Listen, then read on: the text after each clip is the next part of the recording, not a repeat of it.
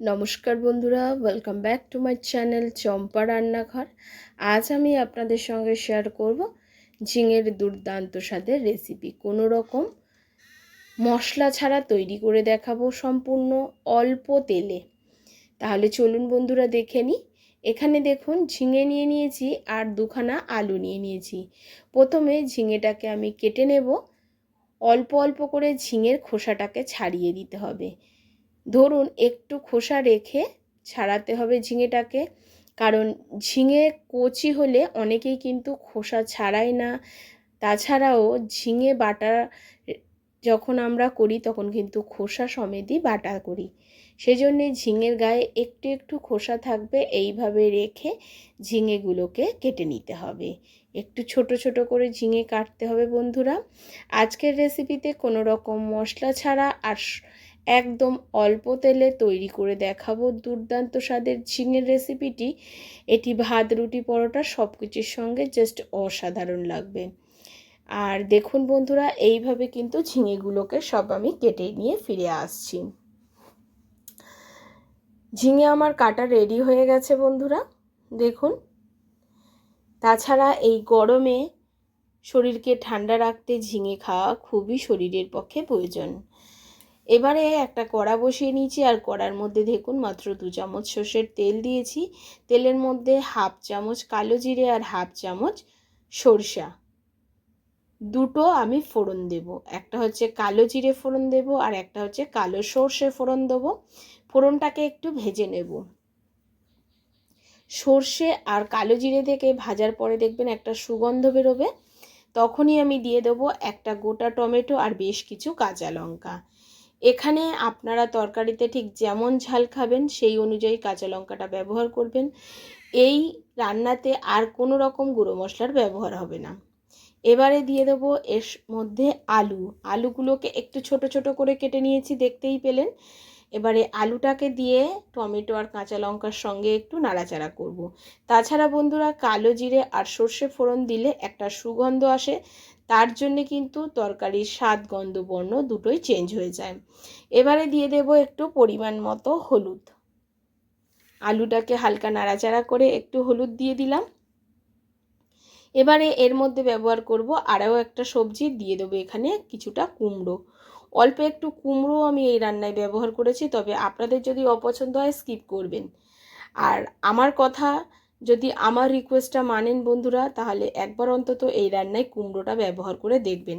কুমড়ো আলুটাকে একটু সময় ধরে নাড়াচাড়া করে ভেজে নিলাম।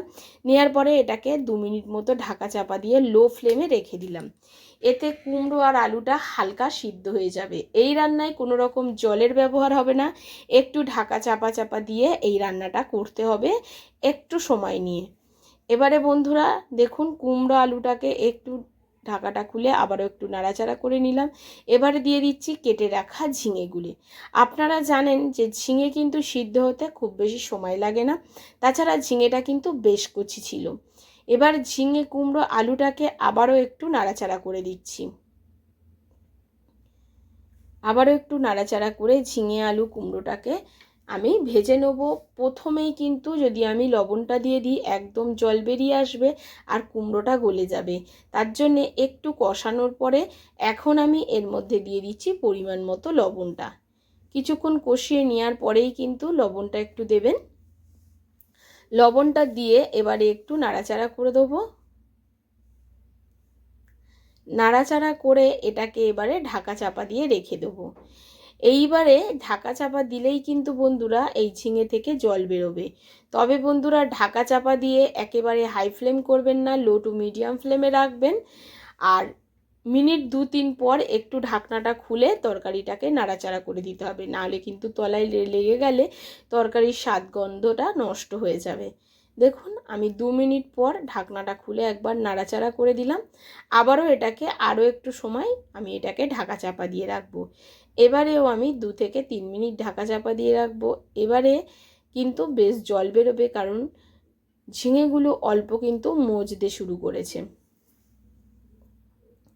এবারে আবারও ঢাকাটা চাপা দিয়ে রাখলাম। বেশ কিছুক্ষণ পরে ঢাকনাটা এখন আমি খুলে নেব। প্রায় 3 মিনিট পরে ঢাকনাটা আবার খুলে নিচ্ছি। আর এখন দেখুন বন্ধুরা, বেশ কিন্তু জল ছাড়তে শুরু করেছে, কোথাও কিন্তু কড়াতে লেগে বা পুড়ে যায়নি, আপনারা নিশ্চয়ই দেখতে পাচ্ছেন। এবারে একটু নাড়াচাড়া করে দিচ্ছি, দিয়ে গ্যাসের ফ্লেমটাকে আমি মিডিয়ামে রাখছি, কারণ এখন কিন্তু আমাদের ঝিঙে, আলু, কুমড়ো একেবারে সেদ্ধ হয়ে এসছে বা তরকারিটা বেশ মজে গেছে। এবারে যেটুকু জল বেরিয়েছে সেই জলটুকুকে শুকিয়ে নেওয়ার পালা। আমি বলেছিলাম আজকের রান্নায় কোনো রকম জল ব্যবহার করব না, কোনো রকম মশলা ব্যবহার করব না, সম্পূর্ণ মশলা ছাড়া জল ছাড়াই তৈরি করে দেখালাম আজকের রেসিপিটি। তবে বন্ধুরা, ঝিঙে একটু মিষ্টি হয়ে থাকে, অনেকেই কিন্তু ঝিঙের মধ্যে একটু মিষ্টি খেতে পছন্দ করেন, আবার অনেকে খেতে পছন্দ করেন না। তো আমি যেহেতু একদমই নিরামিষ তরকারি, তো এর মধ্যে একটু চিনি অ্যাড করে দিলাম। তবে আপনারা চাইলে চিনিটাকে স্কিপ করতে পারেন। যারা একেবারে ডায়েট করছেন তারাও এই তরকারিটা খেতে পারেন, আবার যারা সুগারের বা ডায়াবেটিসের রুগী তারাও কিন্তু এই তরকারিটা অনায়াসে ভাত, রুটি, পরোটার সঙ্গে খেতে পারেন। এখন দেখুন তরকারিটা কিন্তু আমার একেবারে মজে গিয়ে খুব সুন্দর হয়ে গেছে, একেবারে রেডি হয়ে গেছে। একটা পাত্রে আমি তরকারিটা তুলে নিচ্ছি আর আপনাদেরকে সামনে দিয়ে দেখাবো আজকের বিনা মশলায় ঝিঙের রেসিপিটি কেমন হলো। অবশ্যই বন্ধুরা আপনারা কমেন্ট করে জানাবেন আমার আজকের এই ঝিঙের আলুর রেসিপি আপনাদের কেমন লাগলো। আপনাদের একটি কমেন্ট আমাকে নতুন নতুন রেসিপি বানাতে উৎসাহ দেয়। এই গরমে এইরকম অল্প তেলে আর বিনা মশলায় তরকারি একবার অন্তত ভাত, রুটি, পরোটার সঙ্গে খেয়ে দেখবেন, খেতে একদম অমৃত লাগে। খুব বেশি মশলা ঝোল তেল খেতে একদমই ভালো লাগে না। তাহলে বন্ধুরা আজ এই পর্যন্ত, আবারও দেখা হবে অন্য কোনো নতুন রেসিপির সঙ্গে। নমস্কার, সুস্থ থাকবেন।